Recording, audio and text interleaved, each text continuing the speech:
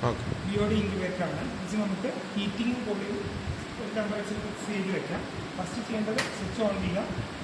On ചെയ്യുമ്പോൾ power indication വരും. അതിനുശേഷം നമ്മൾ ശ്രദ്ധിക്കേണ്ടത് ഈ വാല്യൂ ടെമ്പറേച്ചർ സെറ്റ് ചെയ്യണം.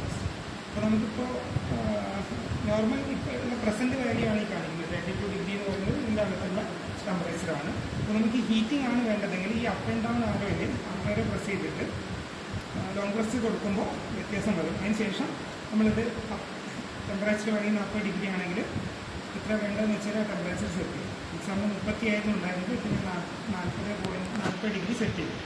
40 ഡിഗ്രി സെറ്റ് ചെയ്ത് എൻ്റർ കൊടുത്തു. എൻ്റർ കൊടുത്തു കഴിഞ്ഞാൽ ഓട്ടോമാറ്റിക്കായിട്ട് പ്രസൻറ്റ് വാല്യൂ വരും. അതിനുശേഷം കുറച്ച് കഴിയുമ്പോൾ ഹീറ്റർ ഓൺ. ഇപ്പോൾ ഹീറ്റർ ഓൺ. ഇപ്പോൾ ഹീറ്റിംഗ് നടക്കും. ഇനി കുറച്ച് കഴിയുമ്പോൾ ഇതിൻ്റെ അടുത്തുള്ള ടെമ്പറേച്ചർ കൂടി വരും.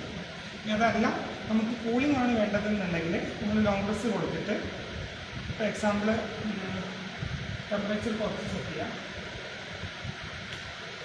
ചെറിയ 20 ഡിഗ്രിയോ 15 ഡിഗ്രി സെറ്റ് ചെയ്യാം.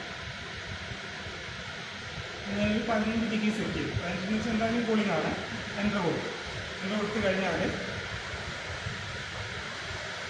40 ഡിഗ്രി ആയി കഴിഞ്ഞ് കഴിഞ്ഞാൽ ഓട്ടോമാറ്റിക്കായി കൂളാവാൻ അതിൽ മെയിൻറ്റെയിൻ ചെയ്യും. ആദ്യം നമ്മൾ സെറ്റ് ചെയ്ത ടെമ്പറേച്ചറിലേക്ക് എത്തും. പിന്നെ അതിൽ മെയിൻറ്റെയിൻ ചെയ്യും. കുറയുന്ന സമയത്ത് ഹീറ്റർ ഓൺ ആക്കും. കൂടുന്ന സമയത്ത് സെറ്റ് ചെയ്ത് വെക്കുന്നതിനാണ് സെറ്റ് ചെയ്ത് വെച്ചിട്ടുള്ള വേണ്ടിയിൽ മെയിൻറ്റെയിൻ ചെയ്യും.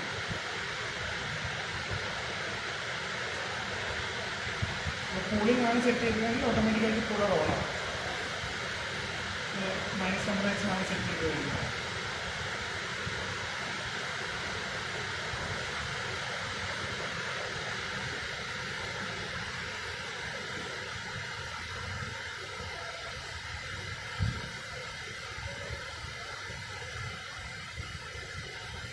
പോസ് ചെയ്തു സെറ്റായി.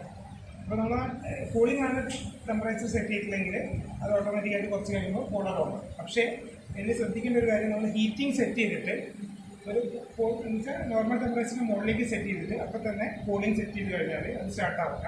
ആ സമയത്ത് നമ്മൾ ഡോറ് സ്റ്റാർട്ട് ഒന്ന് തുറന്ന് അടച്ചാലേ ഉണ്ടാവില്ല. അതിൻ്റെ ഇടയ്ക്ക് എന്നുവെച്ചാൽ ഒരു സാമ്പിൾ വെച്ച് എടുത്ത് അടുത്ത സാമ്പിൾ എന്നുള്ള രീതിയിലേക്ക് വരുന്നതുകൊണ്ടാണ് അത് ഓൺ ആവുക. ഒരു കാര്യമാണ് ശ്രദ്ധിക്കുക.